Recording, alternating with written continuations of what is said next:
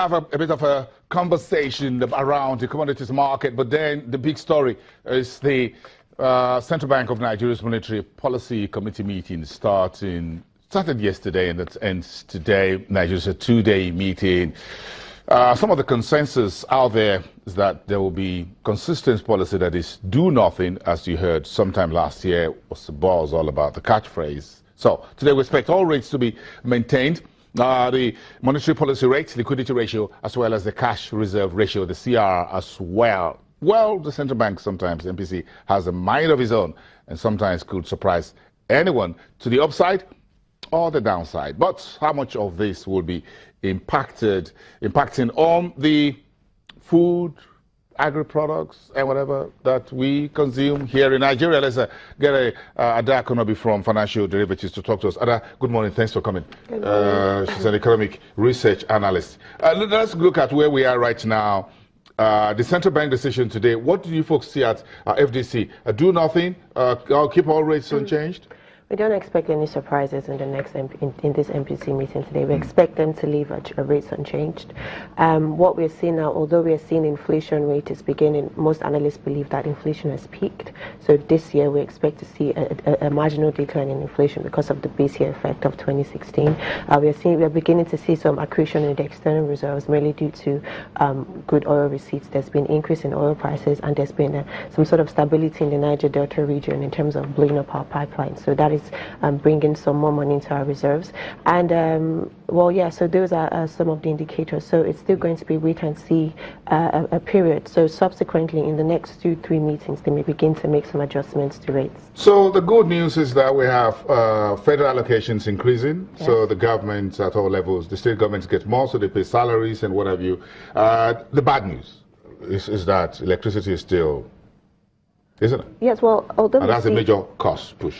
Yes, we're seeing electricity and diesel prices actually increasing, and that will definitely affect cost of production. It will affect most manufacturers, and the reason for that is we're seeing there's more demand for diesel because we're going.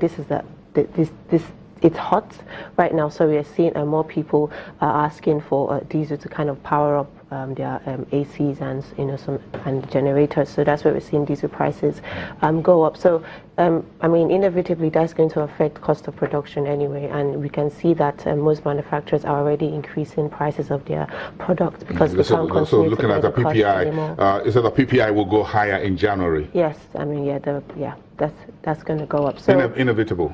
It is, well, nothing has actually improved. We're seeing although the interbank market is relatively flat at 305, 306, the parallel market is reaching $500, 500 naira to a dollar. It's about 498. So that is still a major issue. We know that about 80% of the population have access to the parallel market. No one really has, just a very tiny population has access to the interbank market. So that will continue to increase our cost of production. And if you go to stores, both at the local market and departmental stores, we're seeing prices of most commodities that have import contents going up by the week, by the month, and consumers can't continue to take this. So what we're seeing now, most manufacturers are beginning to suffer from this because there's consumer resistance. So if the central bank decides to do nothing today or keep this policy consistent, as it were, as in the previous last 1, 2, 3 MPCs. So with all of the variables on the table, how will that impact domestic prices of domestic agri-products? Well, like the CBN governor said, monetary policies isn't enough to boost economic growth. We have to strengthen the industrial sector, and we have the manufacturing, the utilities, and the mining sector under this. So if we have some sort of boost in the industrial sector, that will literally, taper down, and there's going to be some sort of stability in the economy. So, and the industrial sector is determined by, that's going to boost interest rates and inevitably consumer demand. So we get to see some sort It's almost the end of January, and I'm looking at the price of the basics that we all bought during the November-December long holiday and festivities, and it doesn't look like anything has changed, has it?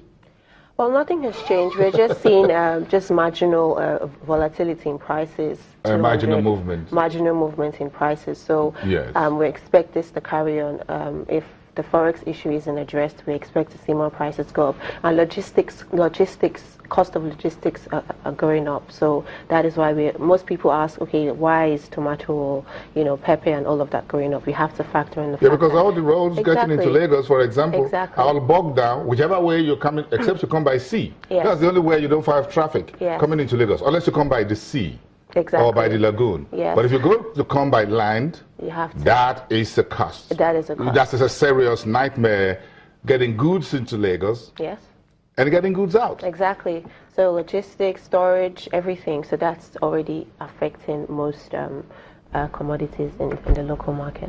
So anytime soon, any of these things will taper off, or I should just keep this list as a permanent thing, just hang it in somewhere, because this looks at the current prices, nothing really has changed. There's a lot of uncertainty. There's a lot of uncertainty, especially in the commodity commodity market. So if, like we always say, if the major issue is addressed, if we begin to see a reduction in diesel prices, kerosene, petrol, gas, and forex, if more producers have access to forex, we begin to see that's going to affect prices positively. Very, very interesting. I haven't seen really more change. I was just thinking, is there anything out there in the global commodity space that you think will likely help us one way or the other? Just try to get prices to relax a little bit. Perhaps this year we can have a bag of rice at a few thousands, but not up to double digits. Well, the bag of rice now, it's off the 23,000 naira high. It's about 19,000. So we're seeing there's a lot of influx. There are a lot of local manufacturers in Nigeria. So there's increased competition in the rice market. So that's why we see imported rice kind of coming down, because we're producing a bit more locally. Exactly, we're producing a bit more locally, so we have consumers, they're spoilt with choices. They can either pick this, pick that, and at very affordable prices. So that's why we're seeing a price of major rice brands like Stallion and Cap Rice trading about 19,000 naira. So